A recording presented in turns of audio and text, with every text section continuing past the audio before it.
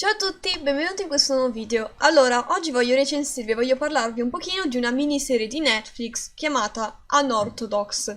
Prima di iniziare però, visto che in questa miniserie è fondamentale la religione, voglio fare un paio di premesse. Io non seguo nessuna religione, ma sono credente, quindi ho delle cose in cui credo, non sono agnostica, non sono atea, ma non seguo nessuna chiesa, nessuna religione, perché io non credo nella chiesa, non intesa come quella cristiana, ma chiesa come, potremmo dire, figura all'interno della religione. Per me è senza senso. Detto questo, io comunque rispetto le persone che credono e che seguono una religione. Non sono affari miei chi pregate e come lo pregate, finché ovviamente non costringete le persone, e questo va in qualsiasi ambito, non solo nella religione, finché non fate del male a nessuno e finché non vi sentite in titolo di fare cose che non dovreste fare. Vorrei soffermarmi e magari far nascere anche una discussione pacifica, perché no?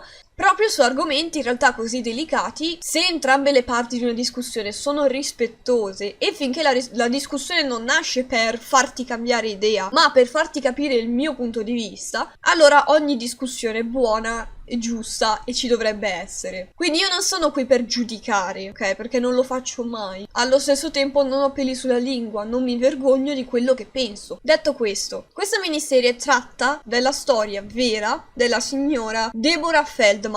Lo leggo perché ho paura di sbagliare. E parla del suo percorso e del suo viaggio, sia fisico che interno, passando da New York all'interno della sua comunità molto ristretta, molto chiusa, ebraica, per arrivare a Berlino, in Germania, dove non conosce nessuno. Questo perché? Perché fa questo cambio di vita? Fa questo cambio di vita perché la sua religione le sta un po' stretta. Etsy non vuole vivere secondo quello che la sua comunità vuole per lei. Si sposa a 17 anni e a 19 si rende conto e quindi decide di, in un modo o in un altro, che vedrete all'interno della miniserie, di scappare. E da lì inizia il suo percorso anche mentale per riuscire a avvicinarsi di più al mondo vero. Ovviamente il marito non l'ha presa proprio nel migliore dei modi, quindi la sua comunità decide di mandarlo insieme a Misha, che è un personaggio secondario, ma in realtà viene spiegato nel corso degli episodi che non è tanto Misha in quanto Misha, ma è più una sorta di, potremmo dire, maschera, nel senso che esiste sempre un Misha, diciamo un personaggio all'interno della comunità, e quindi il marito e questo Misha devono riuscire a ritrovarla per portarla di nuovo nella comunità. Quindi questa è la trama. Essendo una storia vera, non posso dire il finale l'avrei voluto diversamente,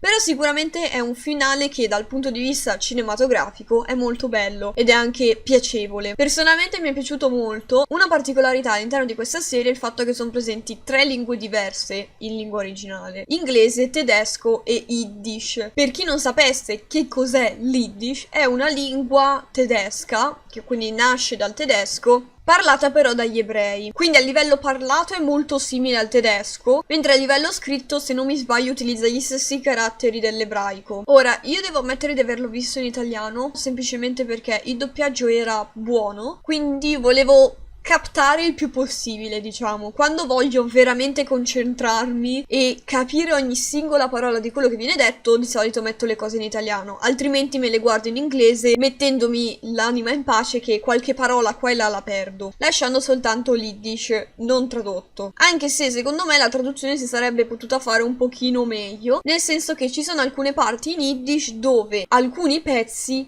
si sente, io sento chiaramente, perché non sono stati ridoppiati in Yiddish, è stato lasciato il doppiaggio originale. Mentre parlano in Yiddish si sentono alcune parole dette chiaramente in inglese, alcune frasi dette in inglese. Quelle frasi avrebbero potuto, secondo me, doppiarle, non ci sarebbe stato niente di male a doppiarle. Però mi rendo conto che magari all'interno di un discorso doppiare un'unica frase e poi un po' separare, diciamo, sarebbe stato un po' strano, quindi lo posso capire. Questa miniserie è composta da 4 episodi totali, quindi è veramente piccola e secondo me volano abbastanza velocemente. La storia è molto interessante, anche perché io sono molto interessata alle varie religioni, nel senso che quando posso mi fa sempre piacere imparare un pochino di più. In realtà semplicemente perché sono una persona curiosa già di mio, le religioni sono sempre stata quella cosa particolare non prendetelo come un insulto, ma sono anche appassionata di mitologia, quindi per me, che non credo nella Chiesa e non credo in una religione specifica o in un libro sacro, eccetera, le due cose sono molto simili, però ovviamente non è un insulto, anzi. Anche perché in realtà, se dobbiamo dirla tutta, la mitologia sono le religioni di ieri.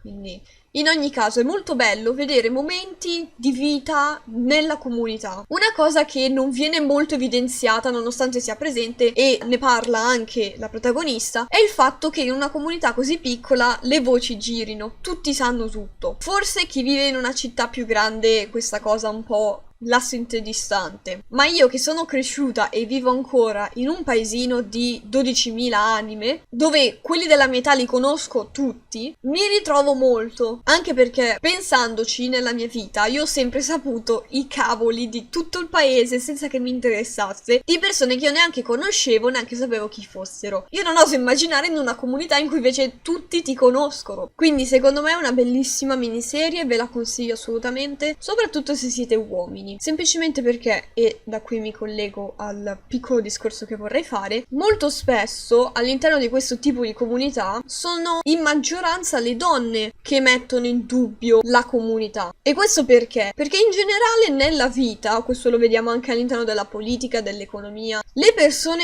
a cui la vita va bene così com'è, perché non soffrono niente, quindi non hanno nessun tipo di, può essere malattia, nessun tipo di difficoltà economica, nessun tipo di difficoltà sociale, questo tipo di persone dimenticano che esistono anche gli altri. Quello che succede è che a chi fa comodo qualcosa non si mette mai in dubbio. Però è molto interessante vedere come lei si fa dei dubbi e dubita di questa religione perché lei la trova assurda, trova assurdo che ci siano delle regole per quando e come, perché c'è anche il come, poter procreare con il proprio marito, il fatto che la religione, e questo sono tutte le religioni, tutte, ti costringa a vestirti in un determinato modo, perché se sei una donna non puoi mostrare la scollatura, non puoi mostrare le spalle, non puoi, per alcune religioni, non puoi mostrare i capelli, devi mostrare il meno possibile, devi essere vestita sempre umile. L'uomo invece chi se ne frega. La maggior parte degli uomini non metterà mai in dubbio il fatto che forse è sbagliato, che io posso vestirmi come voglio, mia moglie è un lenzuolo, non lo metterà mai in dubbio, e magari un sacco di donne non lo metteranno in dubbio, e va benissimo così. Ci sono anche donne che mettono in dubbio, perché scusami, ma il fatto che io voglia andare in giro coi capelli che si vedono, cosa ha a che fare con la mia religione? Cosa ha a che fare col mio rapporto con Dio? Davvero andrò all'inferno semplicemente perché venerdì santo ho mangiato la carne? Non credo. O perché un giorno mi sono dimenticata di andare a pregare? Non lo so,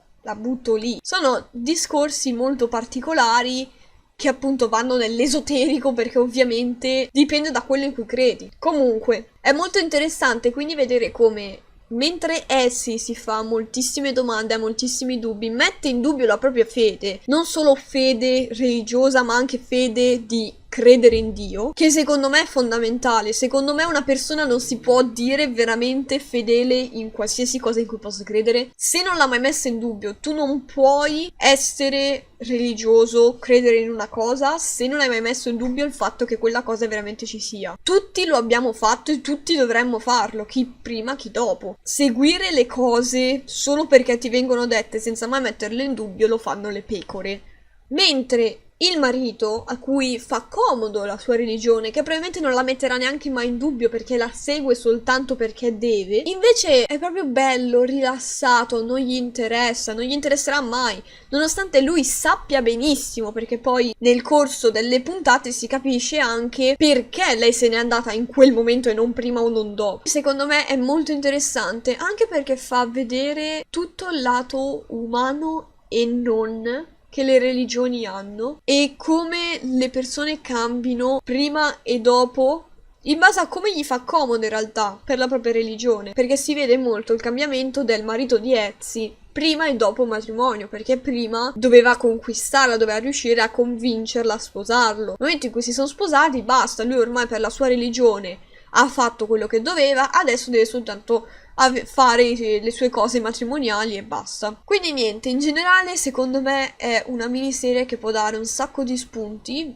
vi ho parlato di alcuni. Spero che questo video vi sia piaciuto, fatemi sapere che cosa ne pensate di questa miniserie, se la guarderete eventualmente, che cosa ne pensate degli spunti che ho dato, sempre in modo molto rispettoso, ovviamente per quanto riguarda miniserie evitando gli spoiler. E voglio di nuovo dire che io non sono qui per farvi cambiare idea sul vostro credo, sulla vostra religione. Quello che mi piacerebbe però fare è farvi capire che nella vita si può seguire una cosa, può piacerti una cosa, in super generale, può piacerti una cosa, ma puoi anche criticarla allo stesso tempo, quindi voi potete seguire una religione, però mi raccomando, questo nella vita, sempre, non solo per la religione, abbiate un occhio critico, quindi mi raccomando. Vi ricordo anche, se vi va, di seguirmi su Instagram e niente, noi ci vediamo al prossimo video.